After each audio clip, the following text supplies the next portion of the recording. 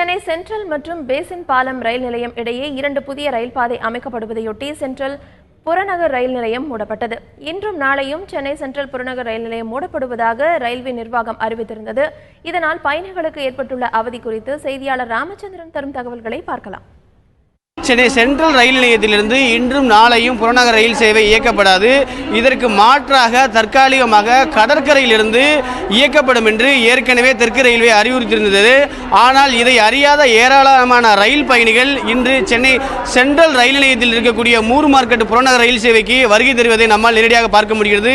அவர்களுக்கு இங்கு உள்ள உதவி மையத்தின் மூலமாக கடற்கரைக்கு செல்லுமாறு அறிவுறுத்தப்பட்டு வருகிறது. சென்னை சென்ட்ரல் ரயில் நிலையத்தில் இருக்கக்கூடிய மூர் மார்க்கெட்டிலிருந்து திருத்தணி, அரக்கோணம், நெல்லூர், திருப்பதி, கும்மிடிப்பூண்டி ஆகிய பகுதிகளுக்கு நாள்தோறும் 100க்கும் மேற்பட்ட புறநகர் ரயில் சேவை இயக்கப்படுகிறது.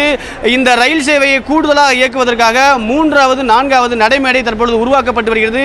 இந்த பணியின் காரணமாக வார இறுதி நாளான சனி மற்றும் ஞாயிற்றுக்கிழமை ஆகிய இரு தினங்களுக்கு இந்த புறநகர் ரயில் சேவை இயக்கப்படாது என்று ஏற்கனவே அறிவிக்கப்பட்டிருந்தது. அந்த அடிப்படையில் அந்த அறிவிப்பு இன்று நடைமுறைக்கு வந்துள்ளது. ஆனால் இதை அறியாத ஏராளமான ரயில் பயணிகள் இன்று சென்னை சென்ட்ரல் ரயில் நிலையத்தில் இருக்கக்கூடிய மூர் மார்க்கெட்டுக்கு வருகை தருவதை நம்மால் நேரடியாக பார்க்க முடிந்தது.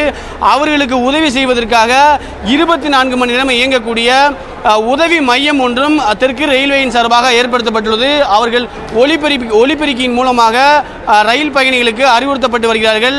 குறிப்பாக இன்றும் நாளையும் சென்னை புறநகர் ரயில் சேவை சென்ட்ரலில் இருந்து இயக்கப்படாது.